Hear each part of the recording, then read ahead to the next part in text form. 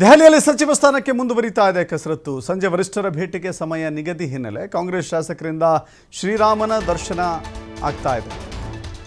ಮೊದಲು ಶ್ರೀರಾಮನ ದರ್ಶನ, ಅನಂತರದಲ್ಲಿ ಹೈಕಮಾಂಡ್ ನಾಯಕರ ದರ್ಶನ.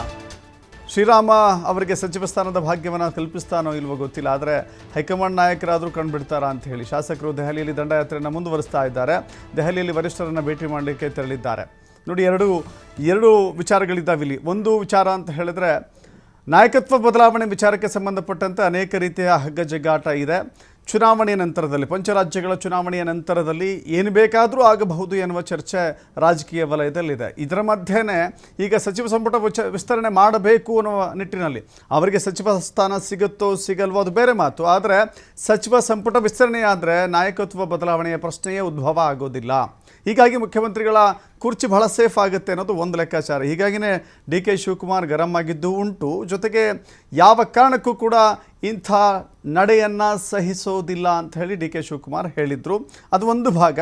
ಈಗ ಅಂತೂ ಇಂತೂ ಕೊನೆಗೂ ಕೂಡ ಶಾಸಕರಿಗೆ ಹೈಕಮಾಂಡ್ ನಾಯಕರ ಭೇಟಿಗೆ ಅವಕಾಶ ಸಿಗ್ತಾ ಇದೆ ಅಂತ ಹೇಳಿದ್ರೆ ಅಚ್ಚರಿಯಾಗುತ್ತೆ. ಯಾಕಂದರೆ ಮುಖ್ಯಮಂತ್ರಿ ಬದಲಾವಣೆ ವಿಚಾರದಲ್ಲಿ ಡಿ.ಕೆ. ಶಿವಕುಮಾರ್ ಹೈಕಮಾಂಡ್ ನಾಯಕರನ್ನು ಭೇಟಿಯಾಗಲಿಕ್ಕೆ ಹೋಗಿ ಅನೇಕ ಬಾರಿ ನಿರಾಸೆಯಾಗಿ ವಾಪಸ್ ಬಂದಿದ್ದನ್ನು ನಾವು ನೋಡಿದ್ದೇವೆ. ಆದರೆ ಶಾಸಕರಿಗೆ ಹೈಕಮಾಂಡ್ ಬಾಗಿಲು ಓಪನ್ ಆಗ್ತಾ ಇದೆ ಅಂತ ಹೇಳಿದ್ರೆ ಇಲ್ಲೇನೋ ಇದೆ ಅನ್ನೋ ರೀತಿಯಲ್ಲಿ ಕಾಣಿಸ್ತಾ ಇದೆ. ಇದರ ಮಧ್ಯೆ 30 ಜನ ಅಂತ ಅಂದ್ಕೊಳ್ಳಿ, ಅಷ್ಟು ಜನರು ಕೂಡ ದೆಹಲಿಯಲ್ಲಿದ್ದಾರೆ. ರಾಮನ ದರ್ಶನವನ್ನು ಪಡೆದುಕೊಳ್ತಾ ಇದ್ದಾರೆ. ಈಗ ಅಯೋಧ್ಯೆಗೆ ತೆರಳಿ ರಾಮನ ದರ್ಶನವನ್ನು ಪಡೆದುಕೊಂಡು ಹೈಕಮಾಂಡ್ ನಾಯಕರನ್ನು ಭೇಟಿಯಾಗಿ ಮನವೊಲಿಸಿ ನಮಗೆ ಸಚಿವ ಸಂಪುಟದಲ್ಲಿ ಅವಕಾಶವನ್ನು ಕೊಡಿ ಅಂತ ಹೇಳ್ತಾರಾ, ಅಥವಾ ಸಚಿವ ಸಂಪುಟದಲ್ಲಿ ವಿಸ್ತರಣೆ ಮಾಡಲೇಬೇಕು ಅಂತ ಹೇಳ್ತಾರಾ ಗೊತ್ತಿಲ್ಲ. ಅಫ್ಕೋರ್ಸ್ ನಾಯಕತ್ವ ಬದಲಾವಣೆಯಾದರೆ ನೂತನ ಸಚಿವ ಸಂಪುಟ ರಚನೆ ಆಗುತ್ತೆ. ಒಂದು ವೇಳೆ ಸಚಿವ ಸಂಪುಟ ಪುನಃ ರಚನೆ ಆದರೆ ಡಿ.ಕೆ. ಶಿವಕುಮಾರ್ ಕನಸು ಭಗ್ನವಾಗುತ್ತೆ. ಹೀಗಾಗಿ ಈ ಎರಡೂ ರೀತಿಯ ವಿಚಾರಗಳಿದ್ದಾವಲ್ಲ, ಹೈಕಮಾಂಡ್ ಯಾವ ತೀರ್ಮಾನವನ್ನು ತೆಗೆದುಕೊಳ್ಳುತ್ತೆ ಅಂತ ಹೇಳಿ ಸದ್ಯಕ್ಕಂತೂ ಇಲ್ಲ. ಮೇ 4ಕ್ಕೆ ಚುನಾವಣೆಯ ಫಲಿತಾಂಶ ಪ್ರಕಟವಾಗುತ್ತೆ. ಆ ಬಳಿಕವಷ್ಟೇ ಏನಾದರೊಂದು ತೀರ್ಮಾನವನ್ನು ಮಾಡಲಿಕ್ಕೆ ಹೈಕಮಾಂಡ್ ಮುಂದೆ ಅವಕಾಶಗಳಿರ್ತವೆ. ಬಟ್ ಈಗ ಸದ್ಯಕ್ಕಂತೂ ಕಣ್ಣರಿಸೋ ತಂತ್ರ ಆಗಬಹುದು, ಅಥವಾ ಹೋಗಿರುವಂಥ ಶಾಸಕರಿಗೆ ಹೌದು ಮುಂದಿನ ದಿನಗಳಲ್ಲಿ ಮಾಡಬಹುದು ಅನ್ನುವ ಭರವಸೆಯನ್ನು ಕೊಟ್ಟು ಕಳಿಸುವ ಸಾಧ್ಯತೆಯೇ ಜಾಸ್ತಿ ಕಾಣಿಸ್ತಾ ಇದೆ. ಬಟ್ ಇಲ್ಲೊಂದು ಸಂದೇಶ ಪಾಸ್ ಮಾಡಬೇಕಾಗಿದೆ. ಸಂಪುಟ ಪುನರ್ರಚನೆ ಆಗುತ್ತೆ, ನಾಯಕತ್ವ ಬದಲಾವಣೆ ಆಗೋದಿಲ್ಲ ಅನ್ನುವ ಸಂದೇಶವನ್ನು ಪಾಸ್ ಮಾಡಬೇಕಾಗಿದೆ.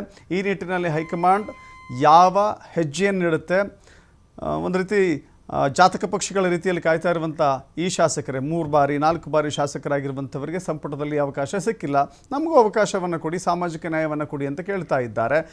ಮೊದಲ ಬಾರಿ ಶಾಸಕರಾದವರಿಗೆ ಅವಕಾಶವೇ ಇಲ್ಲ ಅಂತ ಮುಖ್ಯಮಂತ್ರಿಗಳೇ ಹೇಳಿದ್ದಾರೆ. ಈಗ 2 ಬಾರಿ 3 ಬಾರಿ 4 ಬಾರಿ ಆಯ್ಕೆಯಾದಂಥವರಿಗೆ ಅವಕಾಶವನ್ನು ಕೊಡಿ ಅಂತ ಈಗ ದೆಹಲಿಯಲ್ಲಿ ಬಿಡುಬಿಟ್ಟಿರುವಂಥ ಶಾಸಕರು ಕೇಳ್ತಾ ಇದ್ದಾರೆ. ಇನ್ನೊಂದು ಕಡೆ 5-6 ಬಾರಿ ಸಚಿವರಾದಂಥವರಿಗೆ ಪುನಃ ಅವರಿಗೆ ಅವಕಾಶ ಕೊಡುವುದು ಯಾವ ಸಾಮಾಜಿಕ ನ್ಯಾಯ ಅಂತ ಹೇಳಿ ಅವರು ಪ್ರಶ್ನೆಯನ್ನು ಕೂಡ ಮಾಡಿದ್ದಾರೆ. ಹೈಕಮಾಂಡ್ ನಡೆ ಇಲ್ಲಿ ನಿಗೂಢವಾಗಿ ಕಾಣಿಸ್ತಾ ಇದೆ.